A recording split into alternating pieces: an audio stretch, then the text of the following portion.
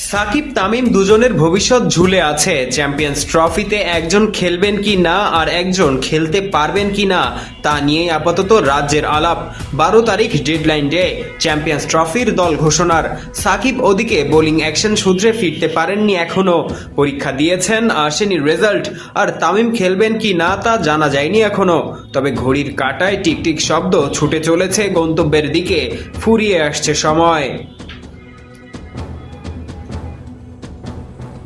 চোখের সমস্যা ধরা পড়ার পর থেকেই ব্যাটিংয়ে সাকিব আল হাসান দিতে পারছেন না শতভাগ। শক্তির জায়গায় ছিল বোলিং, সেখানেও নিষেধাজ্ঞা এসেছে ত্রুটিপূর্ণ অ্যাকশনের কারণে। অ্যাকশন না শুধরালে সাকিবের খেলা হবে না চ্যাম্পিয়ন্স ট্রফিও। চ্যাম্পিয়ন্স ট্রফির দল ঘোষণার 3-4 দিন আগে নির্বাচক প্যানেল এখনও জানে না কি হবে দুই তারকার সাথে। উত্তর খুঁজছেন তারা, সাকিব বোলিং অ্যাকশনে উতরে গেলেন কিনা। তামিম কি সিদ্ধান্ত জানাবেন? বিশ্বের অন্যতম সেরা অলরাউন্ডারকে নিয়ে ধোঁয়াশা যেন কাটতেই চাইছে না। তামিম ইকবালের সিদ্ধান্তের জন্য যেখানে 2-1 দিন অপেক্ষা করবে বোর্ড, সেখানে সাকিব বোলিং অ্যাকশন শুধরানোর পরীক্ষা দিয়েছেন কিনা তা নিয়েও নিশ্চিত করে কিছু বলতে পারলেন না প্রধান নির্বাচক গাজী আশরাফ হোসেন লিপু। জাতীয় দলের প্রধান নির্বাচক লিপু বলেন, সাকিবের ব্যাপারে কোনো নির্দেশনা আসেনি। প্রথম যে পরীক্ষা দিয়েছে উত্তীর্ণ হতে পারেনি। দুর্ভাগ্যবশত এটা খুব বিস্ময়কর, আর একটু পরিষ্কার হতে হবে। আবার পরীক্ষায় অবতীর্ণ হয়েছে কিনা এটা খোঁজ নিতে জানবো। সাকিব চ্যাম্পিয়ন্স ট্রফির ভাবনায় থাকবেন কি না তাও বোর্ডের কাছ থেকে জানতে হয়েছে নির্বাচকদের। তার অ্যাকশন নিয়ে কি সিদ্ধান্ত আসবে তার উপর নির্ভর করবে চ্যাম্পিয়ন্স ট্রফি খেলতে যাচ্ছেন কিনা। 12 তারিখের মধ্যে কোনো সুখবর না এলে সাকিবকে ছাড়াই গঠিত হবে 7 বছর পর মাঠে গড়াতে যাওয়া আইসিসি চ্যাম্পিয়ন্স ট্রফির স্কোয়াড। লিপু বলেন, আমরা বোর্ডের কাছ থেকে জানতে চেয়েছি তিনি এই প্রক্রিয়ার জন্য অ্যাভেলেবল আছেন কিনা। এখনো পুরোপুরি উত্তর পাইনি, আংশিক পেয়েছি। শোনা যাচ্ছে আবার বোলিং পরীক্ষা দিয়েছেন, সেটার জন্য অপেক্ষা করতে হবে। 1 থেকে 2 দিনের মধ্যে এই ব্যাপারগুলো সম্পর্কে জেনে যাব।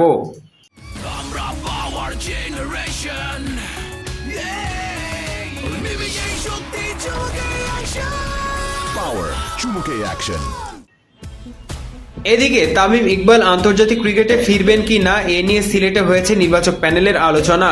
সেই আলোচনায় উপস্থিত ছিলেন তামিম নিজেও।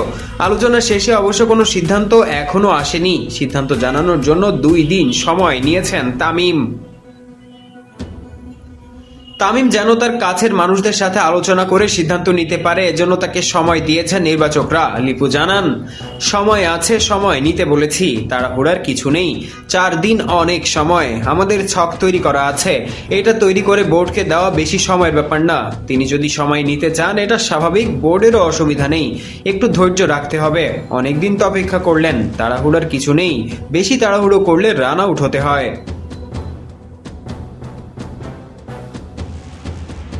সম্প্রতি শহীদ আফ্রিদির সাথে আলাপকালে তামিম বলেছিলেন তার আন্তর্জাতিক ক্যারিয়ার শেষ। তবে চ্যাম্পিয়ন্স ট্রফিকে সামনে রেখে সাবেক অধিনায়ককে দলে ফেরানোর তোড়জোড় চলছে। নির্বাচকরাও যে বাঁহাতি ওপেনারকে চ্যাম্পিয়ন্স ট্রফির দলে চান, লিপু তা আড়াল করেননি। তিনি বলেন, তামিমের মুখ থেকে শোনা জরুরি। আরও দিন 2 অপেক্ষা করতে হবে। তামিমকে দেশের কে না চায়, আপনিও চান। পারভেজ ইমাম, অন ফিল্ড।